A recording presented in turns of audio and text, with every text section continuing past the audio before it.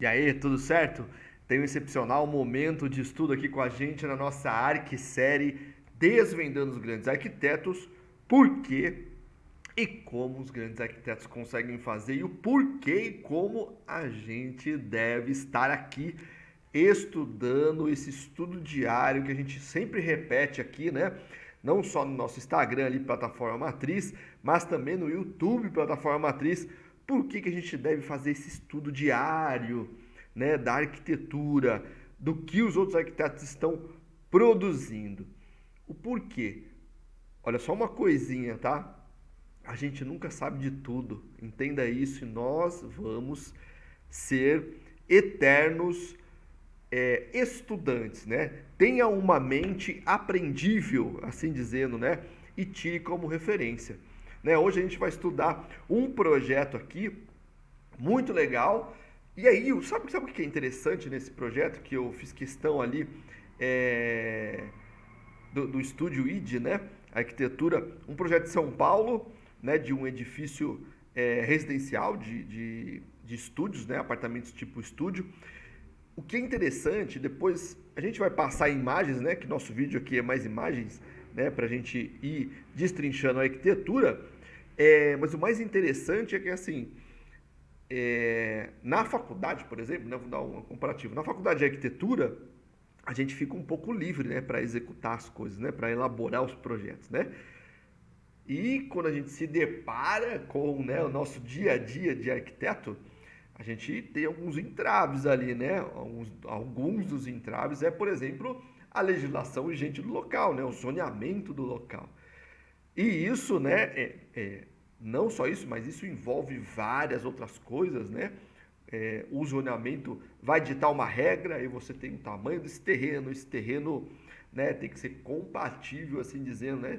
Tem que ser viável, né, executar o tipo de empreendimento naquele local e aí se aquele empreendimento pode ser executado ali, por exemplo, ele também vai gerar outras documentações, como estudo de vizinhança, de impacto de vizinhança, né, o que a gente chama de EIV, e outros ali mais também de trânsito, etc. e tal. É, e aí, o que eu gostei, né, de fazer a leitura desse projeto e também, né, aí eu fui buscar um pouquinho ali, né, do que eles descreveram, né, e aí você começa, né, como eu aqui como arquiteto já há 15 anos e desenvolvo também projetos, né, que tenho que ali pegar essas referências e me deparar com a legislação, eles também se depararam. Não por isso que deixou de ser uma arquitetura super legal, né? Que a gente consegue aprender muito com o que eles fizeram, né? E não deixou ali de fazer justamente aquilo que é a função do arquiteto, né? De pegar tudo aquilo que é técnico, como a gente fala aqui, né? Pegar ali os anseios do cliente, né? O cliente dele aqui é uma construtora, os anseios do cliente, a legislação, técnica construtiva, também o local, né? A localização, o terreno, botar tudo isso num funil e começar a espremer ele, assim dizer, né? Começar a espremer ele para ver o que pode ser feito, fazer os cálculos de uma edificação, etc e tal, e ver o que seja viável ali, né? Não adianta ele projetar algo que não é viável, né? Então ele tem que viabilizar todo aquele anseio, né? Ou seja, desde uma consulta ali, né, no órgão público, na prefeitura local ou subprefeitura, que assim seja, e aí todos os impactos que vai ter e também se ele vai ser, por exemplo, olha aqui, né, a gente tem é, um estudo, né, que ele fez aqui inicial, imagine que ele deve ter feito um estudo inicial. Eu vou falar algo bem interessante aqui, ó. O que acontece? Imagine assim, ó, ele geralmente, né, geralmente, quando a gente tem uma edificação é, residencial ou comercial, assim dizendo, né, nós temos que colocar, por exemplo, uma vaga de estacionamento, é uma coisa que entrava bastante, ó, uma vaga de estacionamento por habitação. Se for, por exemplo, um condomínio, né, uma torre residencial, você tem que ter exclusivamente uma vaga de estacionamento por unidade. É o mínimo, o mínimo. Em alguns locais, por exemplo, se pede 2 vagas. Por exemplo, ó, eu sou aqui do ABC Paulista, São Caetano do Sul. Em algumas regiões de São Caetano, que aí ele põe alta densidade, por exemplo, né? Então não é só o zoneamento, mas o que o zoneamento vai dizer, né? Ele vai colocar numerações no zoneamento, se ele tem um maior potencial ou não, pode ser Z1, mas com outro potencial, né? Eu estou chutando aqui, né? O Z1, mas com outro potencial, Z1 com menos potencial, etc e tal. E aí ele vai dizendo o seguinte, ele fala assim, olha, aqui é alta densidade, tá? Você pode construir, porém, cada unidade habitacional, independente do tamanho, tem que ter no mínimo 2 vagas de estacionamento. Aí você vai lá, né? Tem um pensamento e fala, nossa, olha que legal, eu vou lá e vou... Eu só estou passando as fotos aqui, tá, galera? Não estou explicando ainda, só para a gente não ficar com o vídeo tão parado, tá? Mas é o seguinte, aí eu vou lá e penso assim, ó, putz, cara, olha, esse terreno muito bacana, vou conseguir projetar 100 unidades aqui. Tá bom, você tem 100 unidades, você precisa de 200 vagas de carro, né? 200 vagas de estacionamento. Qual o tamanho, né? Qual o reflexo disso que vai dar? Vai dar 1 subsolo, 2 subsolos, 3 subsolos? Tudo isso precisa ser balizado também. E aí, por isso, né? Por isso, uma das coisas é a importância de a gente entender, né, o conceito geral de uma edificação, né? Como, por exemplo, sistemas construtivos. Esse é difícil também. Eu peguei também por causa do sistema construtivo, que eu acho fantástico também, difícil de ser utilizado. Estrutura metálica, deixa eu dar uma adenda, estrutura metálica é difícil de ser utilizado por conta, né? Não só que ele encarece um pouquinho, né, a mão de obra, o aço é mais caro, né? E a mão de obra também encarece um pouco. Então, eles acabam inviabilizando, né? Mas, cara, mas aí o que a gente entende, né? E a gente estuda bastante isso, por que isso não se difunde? É uma maneira meio arcaica, né? Que a gente fala assim, a gente está conversando muito, né? Entre arquitetos, construtoras, também o pessoal que produz, né, material de construção civil, principalmente construção seca, né? Porque ainda a gente não conseguiu implementar isso, cara. Se é mais rápido, melhora a qualidade do pessoal que trabalha na obra. Por que a gente não conseguiu implementar isso? E aí, estamos fazendo alguns estudos aí de conseguir fazer com que isso, né, lançar isso, fazer com que isso vire mesmo uma febre, como né, popularizar, assim dizendo, os sistemas construtivos como o steel frame, o wood frame, até o ICF também já é muito melhor, nem falo que o sistema convencional. Esse edifício, no caso, depois dá uma lidinha lá no texto dele, muito interessante, porque o esqueleto é metálico, aí depois ele veio com os painéis de laje tipo alveolar, né, seca, ou seja, vem pronta, isso faz a montagem na obra. Eles optaram, por exemplo, por uma montagem em parafusos, né, da estrutura, e isso, o que acontece? Por essa opção, a montagem é toda na obra, né? Ele elimina, né, a solda, por exemplo, que é um trabalho mais pesado da obra mesmo, né? Olha que interessante, né? Então, vem peças prontas, ele vai montando o edifício como se fosse um Lego, né? Monta esse esqueleto, monta a laje, né? Não é concretada a laje, então elimina escória, elimina tempo de obra, um monte de coisa. E também os painéis de fachada também são painéis já pré-moldados. Cara, tá vendo a evolução? É a mesma coisa. Uma das outras coisas, deixa eu falar uma outra coisa também. Quando a gente apresenta, por exemplo, um sistema construtivo para o cliente, geralmente você vai escutar muito isso, né? Ó, esse sistema construtivo aqui, por exemplo, né? Se a gente pega um steel frame, por exemplo, ou wood frame, eles vão falar, mas isso aí vai cair, né? Bate no sistema lá, parece uma parede de drywall, né? Parece oco e tal. Mas, gente, o sistema é projetado para aquilo. Se existe cálculo, né, estrutural, né, desde o projeto arquitetônico, foi pensando nisso, aí depois tem o cálculo estrutural. Cara, não vai cair, gente, né?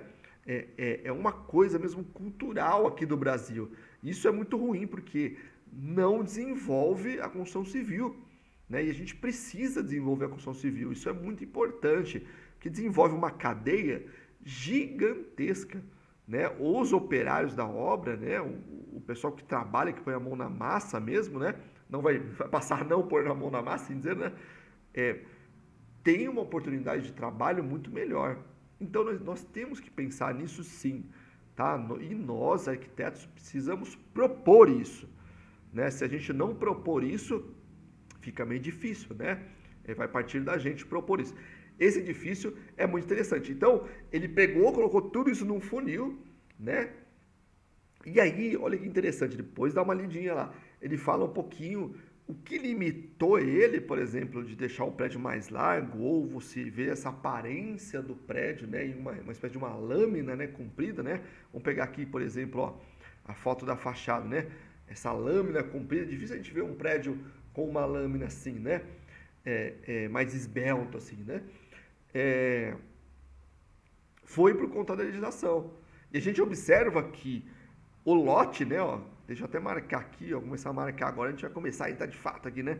O lote aqui, ó, né? Opa, deixa eu marcar direito aqui, ó, peraí. O lote, ó, só voltar aqui um pouquinho.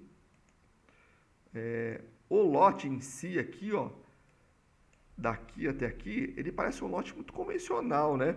Não chutaria 10 metros aqui, porque a gente tem dois carros, vai ter um pouquinho mais, acho que 10 metros de frente, mas se você fazer a leitura, o lote tem 664, se eu não me engano, metros quadrados. Cara, é um lote muito convencional, sei lá, um 10 por 60, é um lote bem convencional, assim, né? E eles conseguiram atingir uma arquitetura bem legal. Entende, ó, eles precisam aqui, por exemplo, ter o recuo lateral, né? Esse recuo, tá vendo aqui, ó? Você vê que é o limite da fachada aqui, né? Obedecer esse recuo lateral. Então, praticamente o edifício é essa largura aqui. Isso daqui, né? Essa lateral, muito provavelmente deve ser igual. Depois a gente vai dar uma investigadinha ali na planta, tem a planta certinha. Então, imagine que ele precisa projetar algo sobre o solo, né? Uma projeção de X%, geralmente 45% do terreno.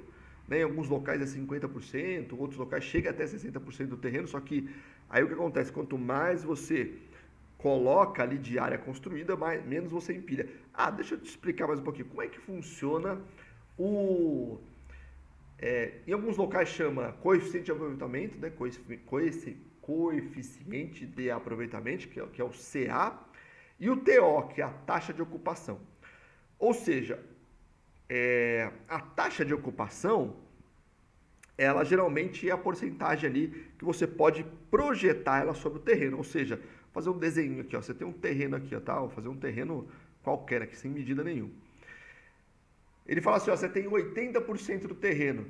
Cara, você pode fazer uma projeção, essa projeção sua, né, que é a área construída, de 80% da área total do lote. Esses 80% é lógico que ele vai ter que respeitar o recuo de fundo, respeitar o recuo da frente, respeitar o recuo lateral e o outro lateral. Em alguns locais você pode diminuir um recuo, né, lateral, por exemplo. Porém, esse recuo lateral, se a gente for lá buscar o código Saboia e algumas legislações também, ele vai ter que ter, né, uma distância mínima de uma outra edificação, ou seguir a legislação, que geralmente, qual que é esse cálculo geralmente? No mínimo, ele vai colocar, por exemplo, 2 metros, aí ele vai determinar, ó, no mínimo é 2 metros, a partir dali você vai fazer um cálculo que é o seguinte, você vai pegar a altura do edifício e dividir por 6, geralmente, tá? Geralmente. E aí ele vai dar o recuo lateral, que vai aumentar mais, entendeu? Agora, se você consegue passar um pouco mais disso, melhor ainda. Isso é o mínimo que a legislação pede.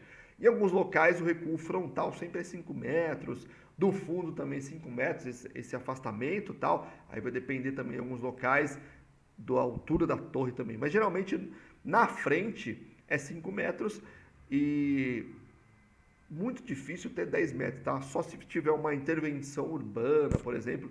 Alguns edifícios que você vê que está mais recuado, geralmente ele faz uma entrada diferenciada, né? Tem ali a guarita, tem uma chegada, etc e tal. Ele conseguiu armar, assim dizendo, né? Organizar a parte arquitetônica dentro desse terreno. O que acontece, né? Você calculando ali os 85%, né, de aproveitamento, sendo que você pode reduzir esses 85%, né, deixar 70%, você pode, aí você tem o coeficiente de aproveitamento, você fez até agora, né, a taxa de ocupação, certo? Os 85%, geralmente, né? Ou, né, em alguns locais, 45%, né? Agora você vai multiplicar a área do terreno vezes o potencial construtivo. Que aí o que é? Você vai fazer, por exemplo, ó, vamos dizer que o potencial construtivo desse terreno tem 600 metros quadrados, ele é duas vezes, você vai poder construir 1.200. Só que não é a ocupação agora, é 1.200 como se você fosse empilhar esse edifício. Ou seja, se você constrói ali 85%, por exemplo, vou fazer uma continha básica aqui, ó. Por exemplo, ó, você tem um terreno de 600 metros quadrados.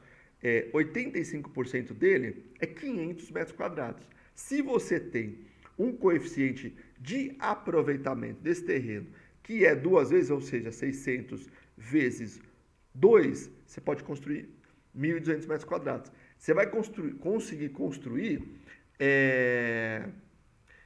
dois pavimentos, certo? De 500 metros quadrados, um pouquinho mais, né? De dois pavimentos de 500 metros quadrados.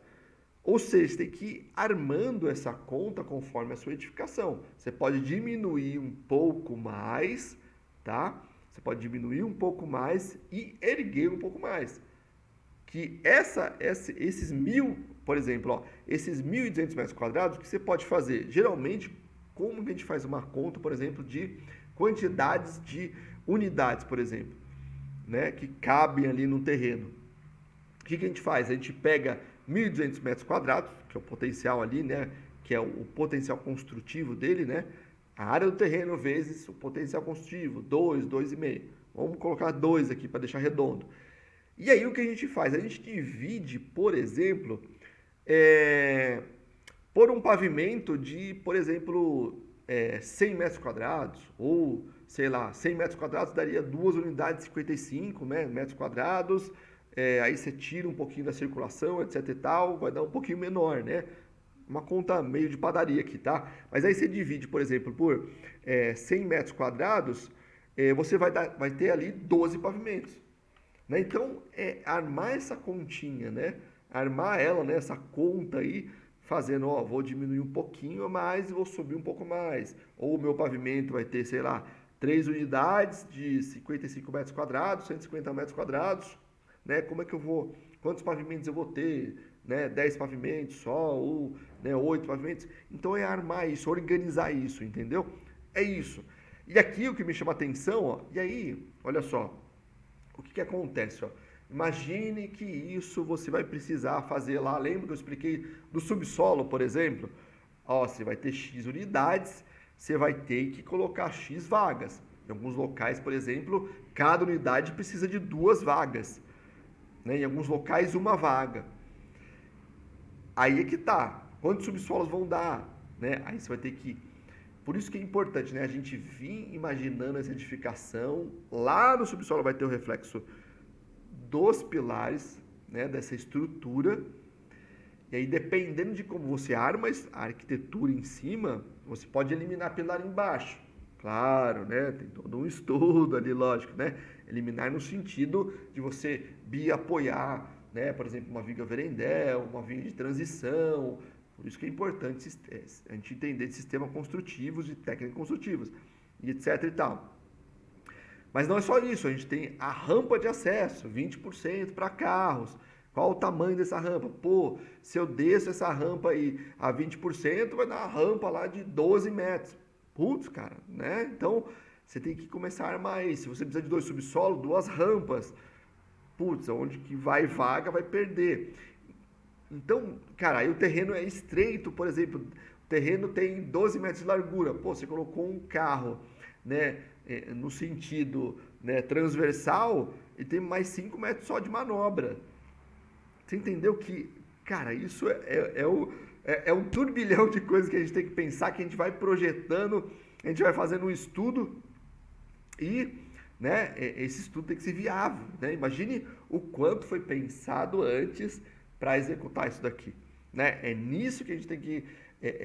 por isso que eu te falo, a gente sempre pergunta, né, qual a importância de a gente entender de técnica construtiva, que é o que a gente fala mais aqui, né? O partido, né? O partido não, né? O repertório técnico, né? De técnica construtiva, né? Qual a importância disso? De você entender de sistema construtivo. É isso, né? De você saber que lá embaixo vai ter um reflexo, né? Nesse caso do subsolo, ou em tudo que você projetar em cima, tem um reflexo na parte de baixo. Projetei em cima uma bela área de dormitórios, embaixo tem um reflexo. Projetei uma bela área de lazer, embaixo tem um reflexo. Como é que isso vai ficar de pé? Né? Se tem, né, circulação, se tem várias outras coisas. Imagina assim, por exemplo, nesse caso aqui, chega até o subsolo, também os elevadores, a escada de incêndio. Escada de incêndio, tem legislação, né, de corpo de bombeiros. Como é que funciona isso? Uma escada enclausurada, não é? Quantas unidades?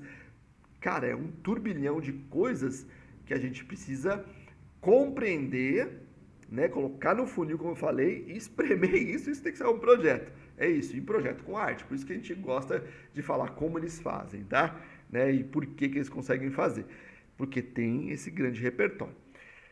E aí, olha que interessante, ó. Por exemplo, uma das coisas que a gente descobre lá na legislação e vai ruminando, né? Quando a gente vê bastante prédios assim, ó, com essa intenção de, chamam de lofts, né, ou estúdios e tal, às vezes a gente olha lá como um diferencial, olha aqui, olha o que eu vou te falar, olha como um diferencial muito interessante, fala assim, ó, olha aqui no condomínio, nesse condomínio de estúdios, né, para sua comodidade, vai ter vaga com manobrista. Aí é uma sacada dos caras, né, de interpretação da legislação, dos arquitetos, dos construtores, né? Por que eles fazem isso? Porque se ele encara esse condomínio com uma letra, assim dizendo, né, comercial, ele é residencial, mas ele é comercial, ou seja, encara ele como se fosse flats, né? É como se fosse, por exemplo, um hotel, mas é de permanência, ele elimina vagas de estacionamento, ou seja, ele pode, por exemplo, colocar uma vaga não, 75% só de vagas de estacionamento, da quantidade de unidades que ele tem. Sacou? Então ele consegue interpretar a lei ali, né? Dar uma dominada na lei para conseguir viabilizar esse tipo de empreendimento. Sacou? E aí você vê lá, olha, estúdios com ou sem vagas, né? Aí ele põe lá um bicicletário e tal. Cara, tudo isso, né, é uma interpretação do marketing, né? Do marketing das construtoras, da arquitetura também, né? Ajudando ali para conseguir executar, viabilizar esse tipo de empreendimento. Sacou? Muito interessante, né? A gente vai aprendendo com o tempo, né? É isso daí. Isso é muito legal. E isso, olha que interessante, isso viabiliza muitos projetos, muita coisa parada, muitos edifícios. Vai lá no centro de São Paulo, né? Eu sou de São Paulo aqui, no centro mesmo de São Paulo, antigo, né? Agora a gente considera o centro paulista, né? Mas vai no centro, por exemplo, quantos edifícios comerciais estão parados? Quantos estão vazios, cara? Né? A gente viu o último, acho que 2019, que pegou fogo, né? Que estava sendo ocupado ali. Cara, num baita de um edifício lindo, em pele de vidro, que estava abandonado, né, invadido. Cara, para virar uma habitação, uma habitação como essa, né, de lofts, ou até voltar ali para a parte, né, de popular, assim dizendo, cara, um edifício perfeito, é só fazer algumas adaptações. Mas aí, né, envolve outras coisas. Vamos lá, né? Mas observa, olha como esse lote é bem comercialzão, né? Assim, lote bem residencial. Se você reparar aqui nas edificações do lado, né? Parece até que ele é um lote só, né? Desse daqui, né? Se você observar. Deve ter um lote e meio, 2 lotes aí, tá? Mas olha que interessante, aí vamos lá entrar para a estrutura, e aí, né, também falar um pouquinho de estrutura. O que você vê de vermelho aqui é a estrutura metálica, e a estrutura da edificação mesmo. Ele conseguiu aqui, ó, não é uma viga tão, né, aqui ele fez uns pilares, os pilares é até robusto, né, bem legal os pilares. Essa viga que eu achei que não é tão robusta, acho que depende do perfil que ele colocou e também depende da laje que ele foi usar, ele conseguiu deixar ela bem, cara, até fina. Achei bem interessante o que ele fez e vence 2 unidades, ó, né? Ele tem uma unidade aqui e uma outra unidade aqui. Isso aqui é interessante, aí ele conseguiu modular e isso vai refletir lá embaixo, que muito provavelmente ele consegue colocar entre 2 ou até 3 vagas de estacionamento. Vamos lá ver, vamos estudar junto isso aqui. Vai refletir lá embaixo. E aí já é uma paginação, tá vendo? É uma paginação das vagas de estacionamento. Olha que interessante. Pré-moldados de concreto, a gente vê muito, né? Pré-moldado de concreto em, por exemplo, shoppings ou supermercados, né? Ou galpões grandes que tem estacionamento e tal. Geralmente, a empresa de pré-moldado tem um pré-moldado de 7 metros de vão, né? Que é um bem padrãozão deles que aí não precisa ele refazer, né, os cálculos e a forma, ele usa como padrão dele lá, que é 7 metros. Isso é muito interessante, porque 7 metros cabe certinho 3 vagas de carro, né? Cada vaga geralmente tem 2,5, né? Mais o pilar ali, etc e tal. 2,5, né? Vai dar 2 vagas, 5 metros, mais 2,5 mais uma outra vaga. Então ele consegue colocar ali 2 vagas de 2,30, né? Livre ali, uma vaga bem confortável, né? E consegue modular isso de uma maneira mais fácil. Ou seja, isso não é só reflexo na vaga de estacionamento. Não, reflete também na espessura, assim dizer, né? No diâmetro desse pilar, não o diâmetro que não é redondo, né? Mas no tamanho, na área desse pilar, né? No tamanho desse pilar e também, né? No tamanho da viga que vai em cima e no transporte de tudo isso, na fabricação de tudo isso, tudo isso fica mais leve, entendeu? Então é uma jogada ali, né? Influencia tudo, né? Não é uma jogada, né? É uma composição de técnica também de cálculo para deixar aquilo viável e mais leve, assim dizendo, né? Nesse sentido. E aí, ó, detalhes, né, da edificação, tem uma entrada, um pé direito duplo ali, né? Bonito, né? Aí, como a gente gosta de falar aqui, né? A estrutura fazendo parte da arquitetura. A gente vai entrar nesse viés, assim dizer, né? Olha que bonita, palavra bonita, né? A gente vai entrar ali, ok? Vamos voltar um pouquinho. De novo, olha como ele marca bem aqui, né? Ó, deixa eu só voltar um pouquinho aqui, gente. Olha como ele marca bem aqui, né? A estrutura, olha que interessante aqui, né? A estrutura é bem marcada, bem, né? Com um ritmo bem alinhadinho, né? E você tem essa composição de fachada, muito interessante, né? Vamos lá, bora lá, né? Aqui uma unidade e tal, de novo a fachada, ó. Uma unidade internamente, né? Bonita aí também, aqui, ó, né? Estrutura, fazendo parte da arquitetura, ó, a viga aqui, né? E aí, fora, né? Se você observar, né? Aqui uma impressão que a gente tem uma viga aí, né? Mas fora, você viu que tem um outro perfil de acabamento e tal, que isso também já vem em projeto, né? Que vamos voltar um pouquinho aqui só. Você vai ver aqui na estrutura, ó, ver se a gente pega uma viga, um detalhe da fachada que a gente consegue, ó, tá vendo aqui, ó, não é aquela viga aí, né? Não é que não é a viga aí, ela tá aqui, mas tem um outro acabamento que ele faz uma espécie de um fechamento, etc e tal. Pode ser que nesse beiral aí tem um tubo mesmo, né? Vamos ver se a gente consegue descobrir olhando o corte, né? Ali a gente consegue descobrir como é que foi desenhado. Bora lá? A unidade e tal, muito bonita a unidade por sinal, né?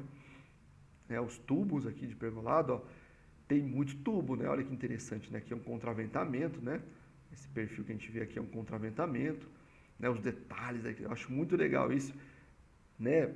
Traz, né, uma força para a arquitetura ali, né? Para quem também ali, né, o usuário da edificação também observa a estrutura ali, sabe onde está a estrutura, né?